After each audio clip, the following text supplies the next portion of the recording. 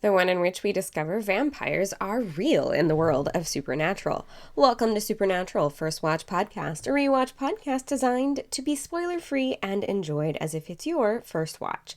I'm your host, Kimberly, a self-proclaimed sci-fi and fantasy fan, and previously on Supernatural, we had one creepy-ass painting and a nice girl who was willing to risk her job to help the brothers solve the case. But right now, we are diving into Season 1, Episode 20, Dead Man's Blood. So, in this episode, our big picture is they discover the brothers that a hunter has actually been killed. When they go to investigate, they find none other than their father lurking about. And he shares with them that vampires are real, but he is really there for an ancient gun to kind of undo the curse of the Winchester family. So let's dive into Dead Man's Blood for this week. We open with our fun, ever-changing previously on segment. And in this segment, all of the clips are about the relationship with their father, specifically about how Sam never feels like he was respected by their father. And he's not sure if their father will actually want to see him. So just based on the previously on segment alone, I'd say it's a very good indicator we're going to get a little bit of the family drama and the family business in this episode. We open up on a bar in Colorado and get a close-up on what looks to be their father's journal. In fact, the writing style seems to be the same.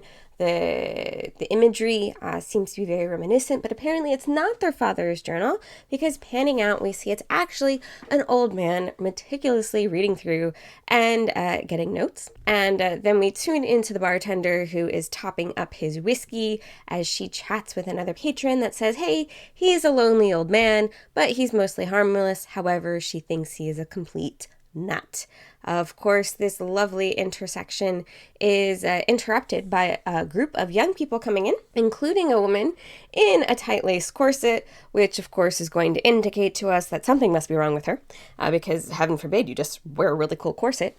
And the man completely disappears. The bartender looks confused, and we follow him as he races back home to his cabin in the woods, unlocking the multiple locks on the door, only for him to turn around and find the woman from the bar there.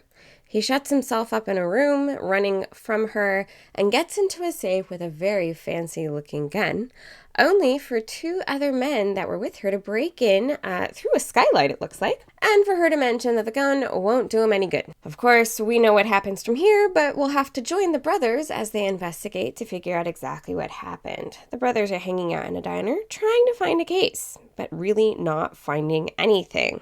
And Dean mentions, hey, they could always circle back to New York to see the girl they just left in the previous episode, Sarah, which is the first time, I believe, where they mention, hey, we might come back to this place, where they actually talk about going back to where they were. However, I find this interesting because, of course, they literally just left her, but they are no longer in New York, and they're not actively on a case. So how much time has passed?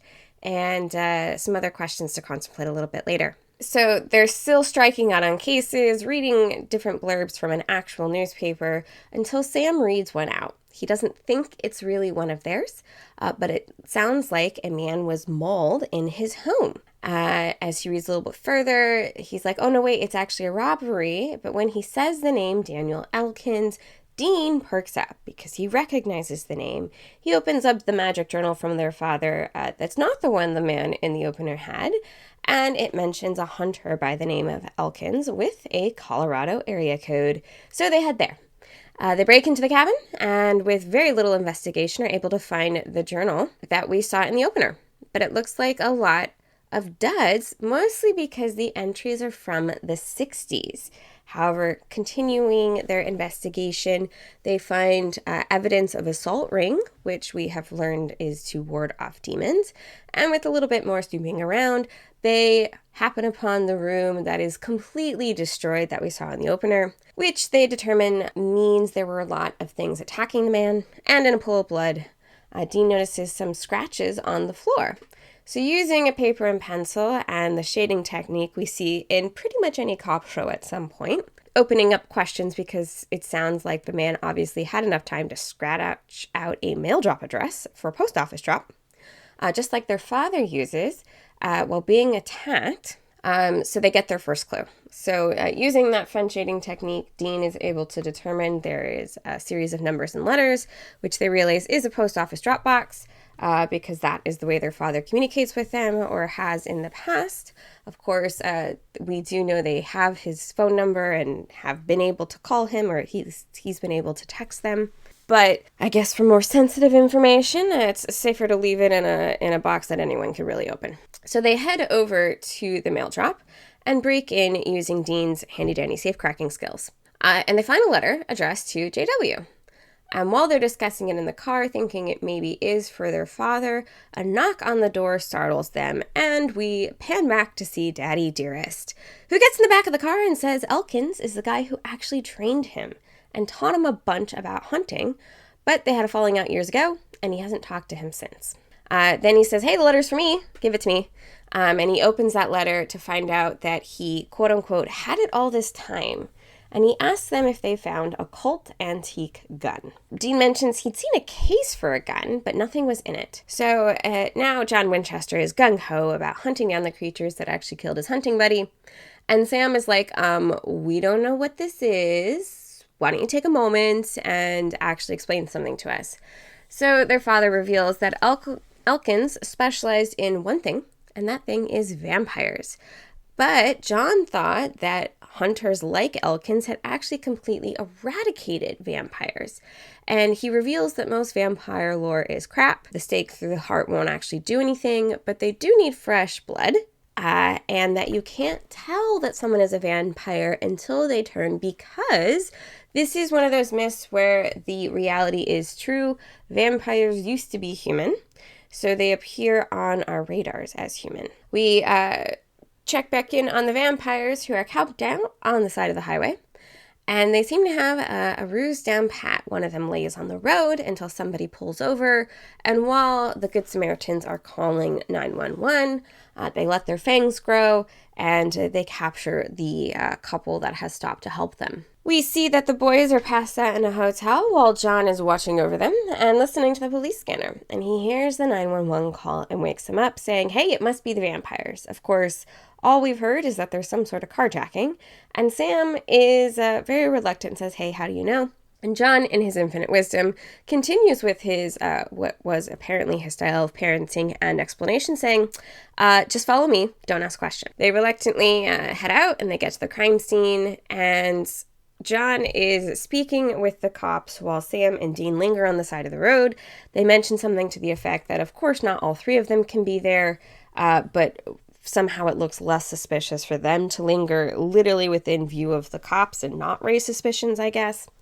And John heads back over, saying, hey, he got the info they needed and they're going to head west. Sam really doesn't like this philosophy of life, and he wants to know why they're going to head out, how John could possibly know all of this information, and he wants to make sure they're going in the right direction. John is incredibly reluctant to give any sort of explanation to his sons, but it seems that Dean is actually a little bit reluctant, and so he can't rely on that area. So he shows that he found a fang, that vampires have a second set of teeth, and he knows that's why they were vampires, because that was on the side of the road, and nobody in the cops noticed it yet, I guess. And I guess he's just able to magically infer then that they're going west. And of course, to continue his loving conversation with his sons, he begins to berate Dean about the state of the car and implies that it used to actually be his, and he gave it to Dean, but he wouldn't have if he'd known it was going to let it go to crap while they drive. So they're heading up to Elkins. They're heading west, reading up on Elkins' Hunter Journal about how vampires behave, and the descriptions they're giving actually sound more like wolf packs. And in the meantime, of course, the brothers have a little bit of a heart-to-heart. Sam is incredibly annoyed that their father is back to his old ways, and says, it might have worked when they were kids, but not anymore. He needs to share information and intel. He doesn't just want to follow orders. Dean in the conversation seems to be open to following orders, but not as gung-ho as he was about 10 months ago when they started hunting it together. We peek back in on the vampire's lair, and it's a barn. It's not really exciting, but the couple is tied up while the vampires taunt them dancing and drinking. Then another vampire we haven't seen yet comes home, clearly the big man of the house, and he has a chat with what used to look like the head of the clan, the woman we saw earlier. And we realize he's the one in charge. And he's actually mad she attacked the hunter from the opening because more people will realize what happened. He knows this. He also recognizes the gun. She mentions that the gun looks like it was from the time this particular vampire was born, but he recognizes it and he's really not happy. So something is brewing in the vampire's home abode. We cut back to the tense car conversation, and Dean is chatting with her father, who's telling him to take the next exit. Sam wants to know why. And for once, he's the one driving, so he actually cuts off the huge monster truck that John is driving, which in my mind, seriously compensating for something, and pulls in front of the road to force a confrontation. Dean immediately tries to play mediator, trying to break up what is clearly going to be a knockdown, drag-out fight, but he's actually really mad at both of them. John immediately cuts into Sam saying that he abandoned them, that they needed him, and he should just listen to what John has to say and doesn't need to share any sort of information or intelligence. They exchange a bunch of heated words, and Dean keeps trying to break up the imminent fight, saying, you both have proved your point. He's annoyed, but they do eventually get back into the car and continue on to the nest. When we cut back in onto the nest, the couple of leaders are about to get down and dirty in front of the female victim, but they stop and they cut her arm and force feed her blood through a kiss. And he says, "Welcome home, baby." So I am assuming that the female vampire is making another vampire as we watch. Now it's daytime, and the Winchester family is parked outside of the barn, spying on the vampires, and they see one of the party pull up and get welcomed by the leader, showcasing that nope, most of the lore they've heard about vampires is crap. They're not actually afraid of the sun. John shares they could get like a sunburn, and it's not exactly pleasant for them, but it's not going to make them burn up. And while they're waiting, John shares the story of a local legend that Samuel Colt forged the gun that they're looking for when Halley's Comet was passing overhead on the same night the men at the Alamo died, and it said that he forged 13 bullets. Colt used half a dozen of them before the gun disappeared, and somehow the gun then made its way to Elkins. It said the gun can kill anything, which means he's thinking of using it to kill the thing that killed their mother. His brilliant plan is to waltz right in the front door because vampires usually do sleep during the day. The sun can give them a bad sunburn, but it's not going to kill them. And they break in very silently to find all of the vampires passed out in hammocks, and the victim still tied up while their father goes after the Colt and finds the leader. He's inching his way towards the gun while the brothers try and free the woman when they find a cage full of other people and try and break in. No one wakes up from them trying to break into the cage, but when they untie the victim in the main room, she starts making an absolute inhuman screeching noise, which tells us she's now a vampire. And they have to quickly break out of the barn and run. And their father eventually catches up and tells them that, oh yeah, by the way, once a vampire smells you, they can scent you for life. But they're not going to chase them until sundown or nighttime, so they need to head to a funeral parlor. What? Now Sam and his father are back in the cabin waiting for Dean to return, and they're having a little bit of a heart-to-heart. And John is sharing that the day Sam was born, he put $100 into a savings account. He'd done the same for Dean, and every month put more money in until his wife was murdered. And he did this because he wanted his boys to go to college. He never wanted this life for his sons. He wanted to keep them safe. And in his mind, when Sam was going away to school, all he could think of was he would be alone and vulnerable, but not thinking about what Sam actually wanted from his life, and that they're very different. Sam acknowledges that, they're actually really the same and have very similar temperaments, which we have seen because both of them have become completely obsessed with finding this creature that killed their significant others. And because of what happened to Jess and Mom, they have a lot more common than either of them really want to admit, which is also probably why they clash so often. When Sam asks what happened to the college fund, John shares, well, it went to ammo, which seems to be the story of their lives. And Dean comes back with a glass jar full of blood. Yummy.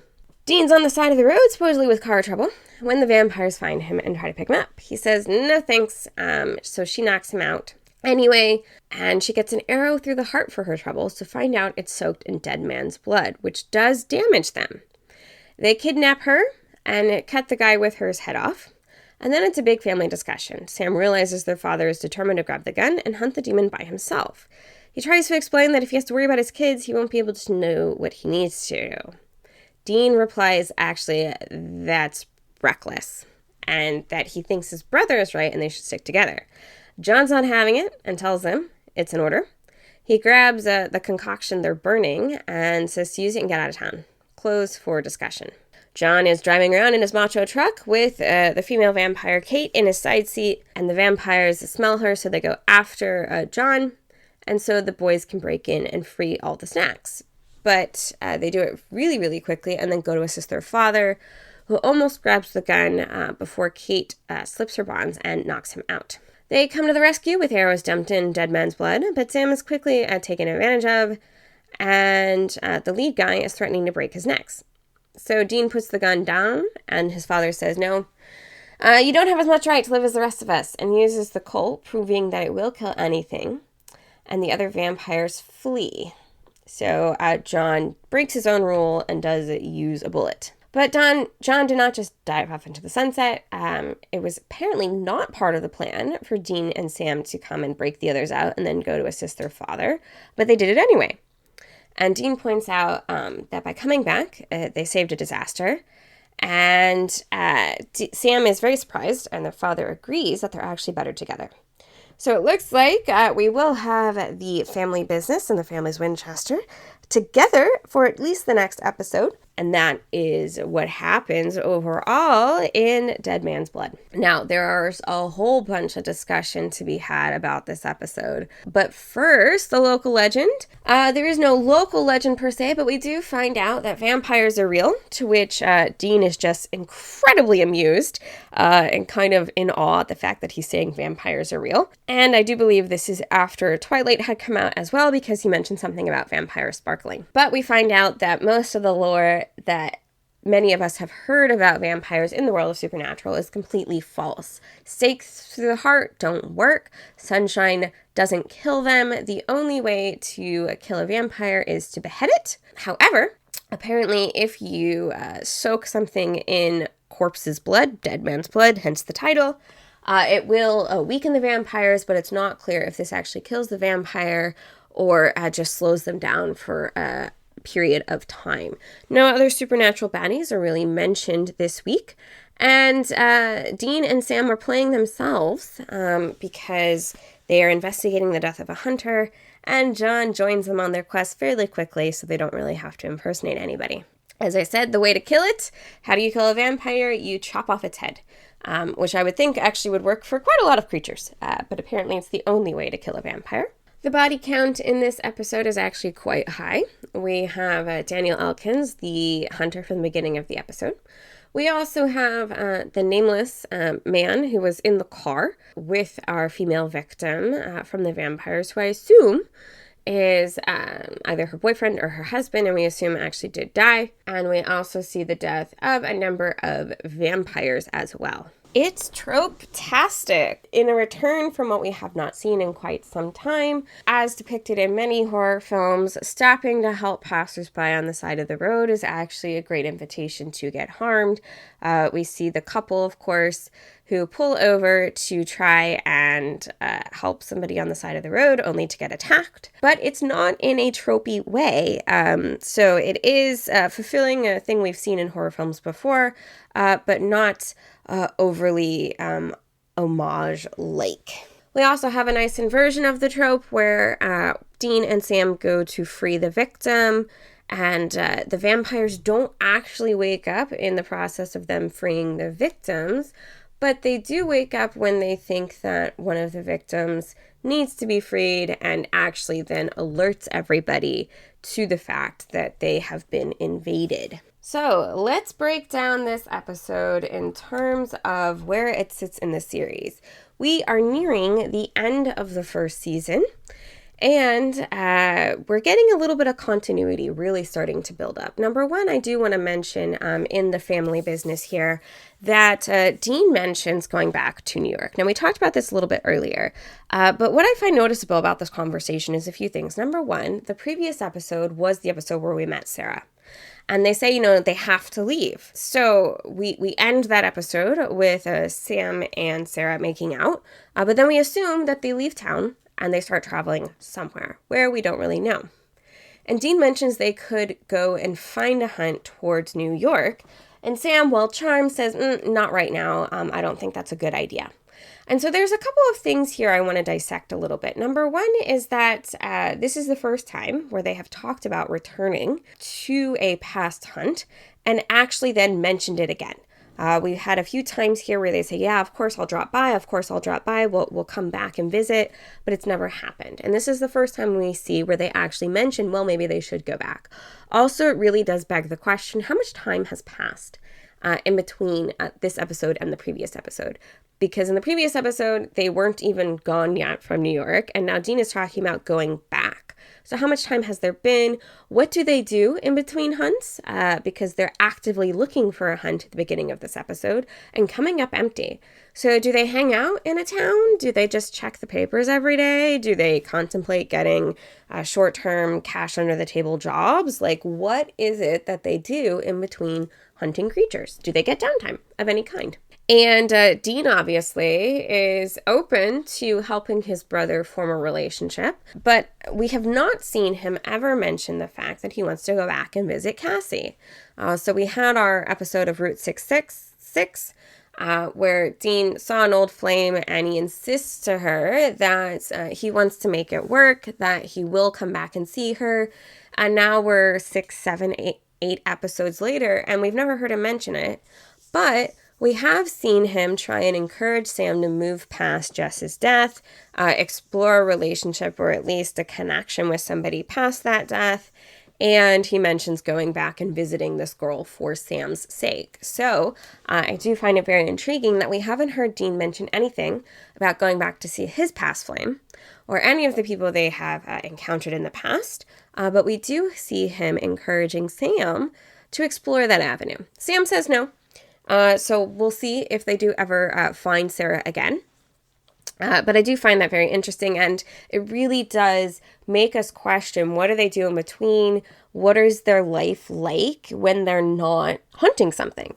Because really, the distance between Colorado and New York is something like 20 or 25 hours drive.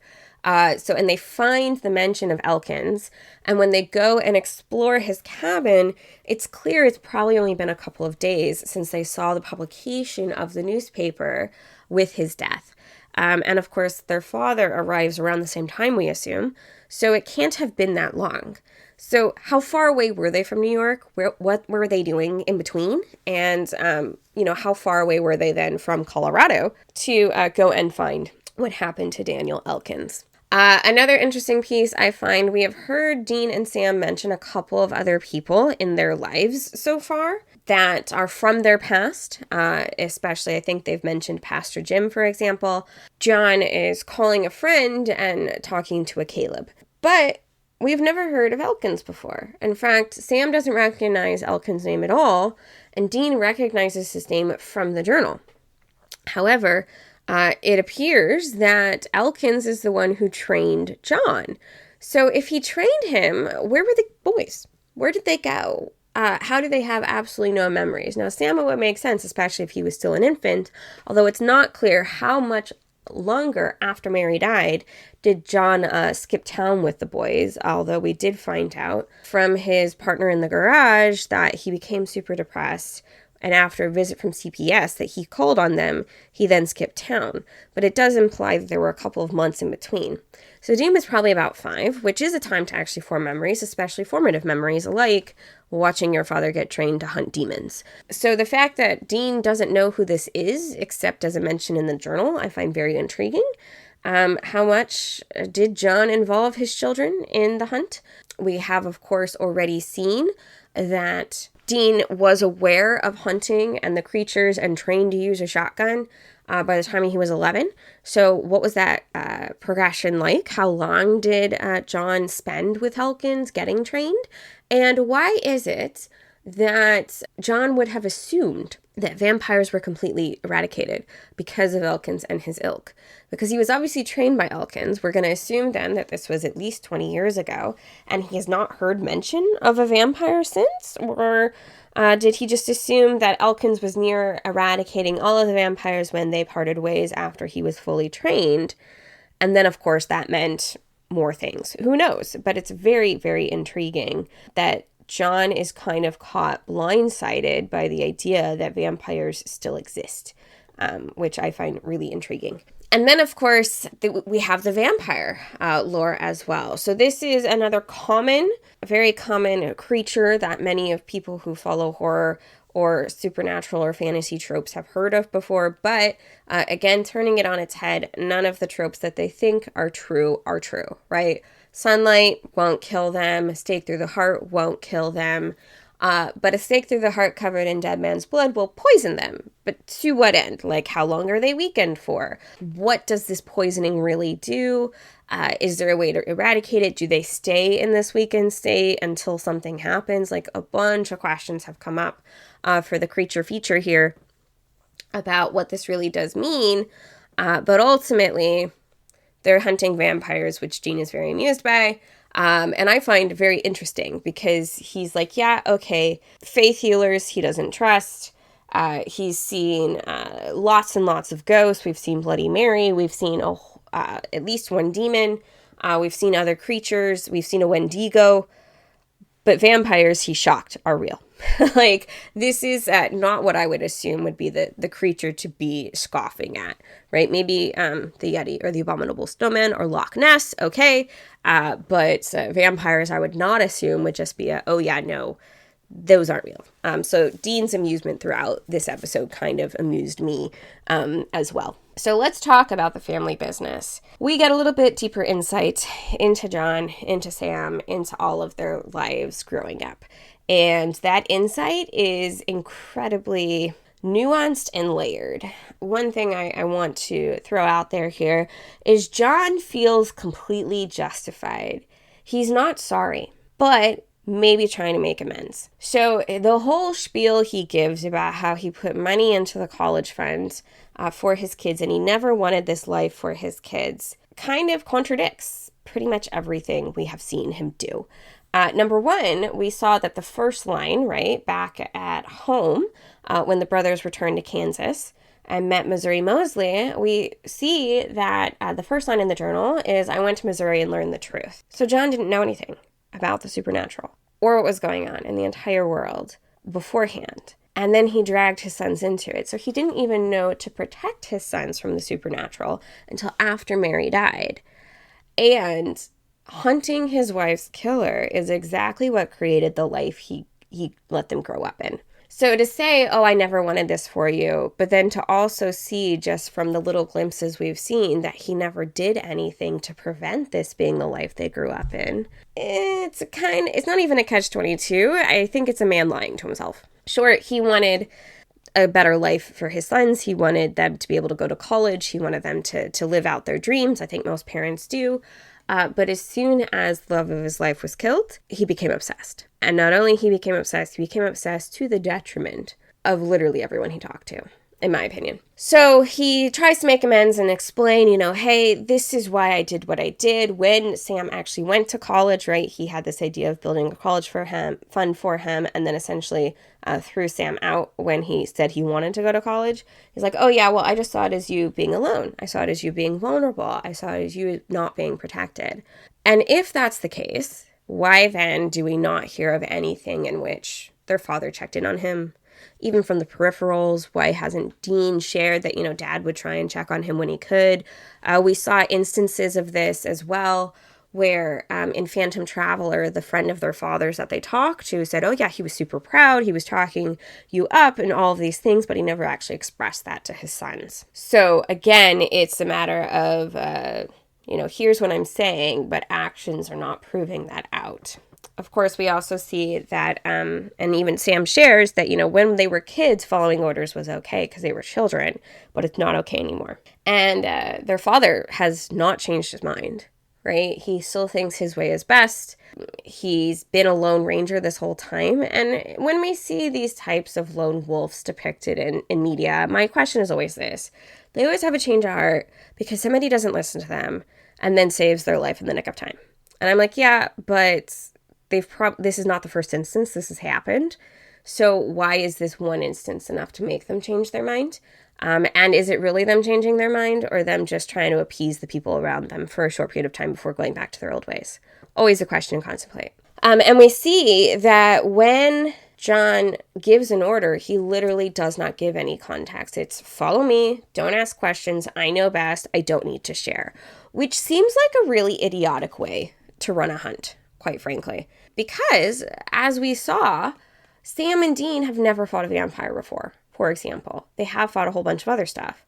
And at some point, they had to be taught how to fight all of these other creatures. So clearly, John has taught them something of the hunting life and how to survive through it. So why is now a time where he doesn't want to share? And if you're going to go into a hunt but not even know how to defend yourself against the creature you're hunting, that seems like asking for trouble or asking for somebody to get killed or maimed. So this idea of, well, I'm not going to share, it's not even centered in some sort of logical reasoning. Like, I get if you peel back the layers, you could see John's explanation to Sam about how he was worried about his safety and he only could see that Sam was going to be alone versus Sam wanting to fulfill his dreams. When you dig deep, I can see John's understanding of that. He didn't explain it, obviously, because clearly the man does not know how to have a real conversation about emotions or his own feelings with his sons. And I think he's definitely passed that on to Dean. But that piece I understand, but not sharing information about how to defeat the creature you're actively asking people to go in and fight doesn't seem at all logical. In fact, we only see him share how to kill a vampire after they're already staking out the barn. Knowing that vampires can walk around during the day, what if they'd been ambushed before he shared that? Like, why wouldn't he share that before they at least get to the barn? Why wouldn't he share that before they got in the trucks after he talked to the cops and said, hey, just to be clear, everything you know about vampires is crap, just aim for their heads. Like, that's easy enough to say. So why wouldn't he share that? And I get that he's reluctant to share about the gun because he doesn't want anyone else to find it either. And he's pissed that his mentor, who probably is one of the people who told him about the gun, or at least was a part of the process of him finding out about the gun, his mentor actively kept that information from him that he actually had the weapon. So I get that piece of it, but the part about how to kill a vampire, that does not seem logical at all to not explain. Also, he mentions, of course, that vampires get turned. They used to be human. But he doesn't explain the process at all. So I'm wondering, does he not know the process? Or does that one of those things he thinks that somebody else doesn't need to know until they need to know? Because if they knew that, I think Sam and Dean would have been a little bit more wary of freeing all the victims, especially the one that looked like complete bait in the middle of the barn, which of course caused them needing to flee. And the really big piece that pisses me off, of course, is he only informs his sons that the vampires they're hunting will now be able to scent them for life after it's already a problem. Because going in with the plan of, well, what I plan is going to work is not a plan. So not sharing that piece of information, not sharing that kind of insane danger they're going in. Like, obviously, their lives are dangerous. But not sharing that piece where not only is it dangerous in the moment, but they're actually setting themselves up for danger for life. I feel that's something as a hunting buddy you should just share, right? Like if you ran into another hunter on the road and decide to go hunt a nest together, that would be information you'd share just to make sure that everyone's on the same page. So not sharing it with your own kids seems ridiculous and dumb. And then, of course, we also get a little bit of insight into the relationship between the three of them. Dean immediately jumps into the mediator role. And he's angry at both of them for pushing and says, hey, we have this hunt that we need to focus on so you guys can have your pissing match later. But it's also very clear that this is not a new role for Dean. This is what Dean's role has been, which also puts some new context into what precipitated Sam leaving. Because Sam says, he hasn't talked to Dean in a couple of years by the time Dean drops in on him at Stanford. And it's clear then maybe Sam thought Dean was defending his father, but really he was just trying to prevent another fight between his brother and his dad. And also, of course, if we remember back to Something Wicked, we also saw the flashbacks where Dean was kind of raising his little brother. So he's very protective of him from their father, which I also want to contemplate a little bit there. And it's very clear that Dean has been a mediator for years. It's a role he knows well. But now we can also see the cracks shining through as to how Dean has changed over these 10 months. When Sam's like, you better tell us, and we want to hunt this creature together, Dean doesn't immediately jump to, I'll follow Dad's orders. He says, no, actually, I think Sam's right. So we see a whole lot of Dean's development here that, yeah, he is still willing to follow orders. And we see that throughout the hunt, right? Dad says, hand over the envelope. He does. Dad says, go here. He does. Dad says, go to the funeral parlor. He does. And it's also clear that when Dean is sent to the funeral parlor to get the dead man's blood, he hasn't necessarily been told what it's for or how it's going to work. But he just does. He goes, he follows orders. However, we do see him starting to question. Right? He immediately jumps into the mediation role and is kind of pissed at both of them that they're having this argument in the middle of a hunt. He reminds them of this. He says, hey, we need to focus on what's important. And of course, we see him start to question their father a little bit, but not a ton. So we see that continuation, and we see that Sam, of course, is like, give me the information, give me the details. But then watching their father interact throughout this process, it becomes clear that Sam does have a real concern. And it's a concern that should be addressed because their father is not giving them any information and expecting them to follow orders in a way that could get them killed. So Sam definitely does have some ground to stand on here. And it's not just that he doesn't like the way his father behaves. It's that he does have real grounding for their interaction.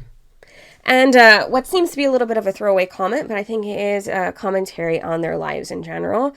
Once John shares that he used to build up these college funds and $100 a month, at the time of the fires, Dean was 4, which means negating any sort of savings rate, that Dean's college fund alone already had something like $4,800 in it. And instead of keeping it, their father blew it on ammunition. Now, I don't actually know what the cost of ammunition is. I'm sure it's not cheap.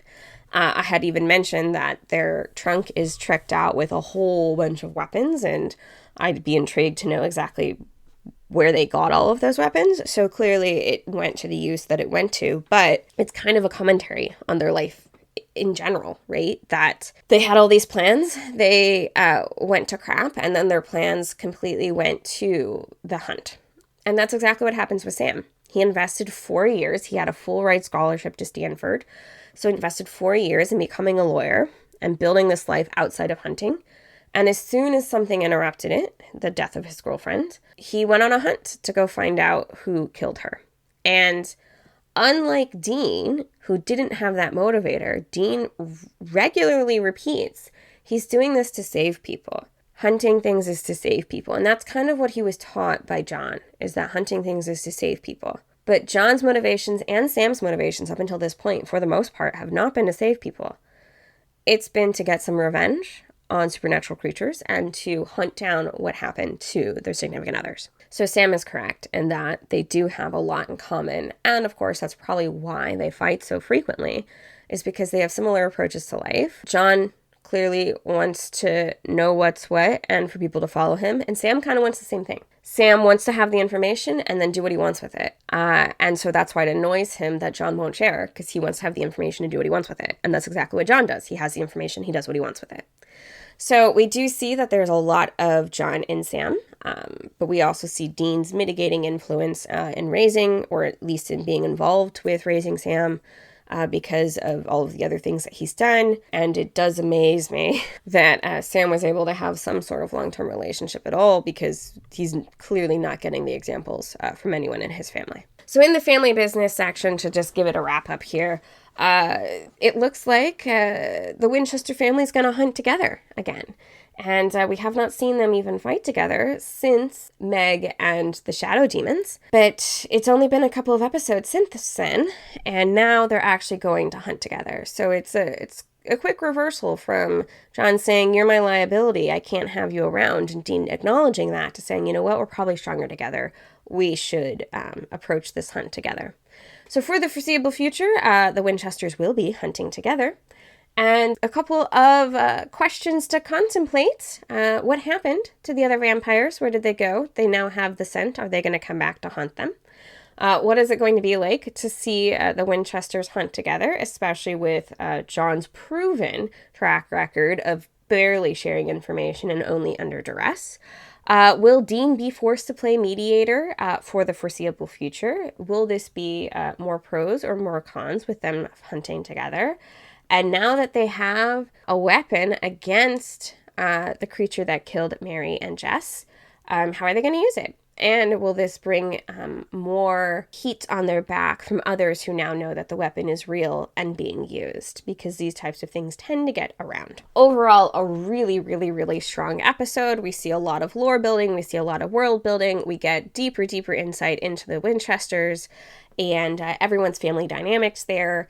And we also get a reminder that at least Dean and Sam are doing something in between hunts, and that they're not necessarily only being given hunts, they are actively looking for them. So this is kind of their life, is find a hunt, kill the creature, find a hunt, kill the creature. And so now we know that there is a way to kill a creature, because the vampire died with a bullet hole instead of being beheaded. And that John is willing to use the weapon to feed his sons, even after saying that the only use of the gun should be to kill the creature. And of course, we want to know exactly what is hunting going to be like with all of them together again for the first time, with every single person being a complete full-blooded adult. So up next, we will be rejoining the road so far in Supernatural episode 21, Salvation. So we'll connect on the road again soon in Salvation. Thanks for listening to this episode of Supernatural First Watch Podcast. Don't miss out on future episodes. Subscribe to the show in your podcast player of choice. If you've got opinions, theories, or comments to share about the road so far, we want to hear them. Send in your thoughts at the email in the show notes. And if you want to help support the podcast, get a shout out, and have access to lots of extra fun content, subscribe to the Patreon in the show notes as well. Until next time, I will see you on the road in Supernatural Salvation.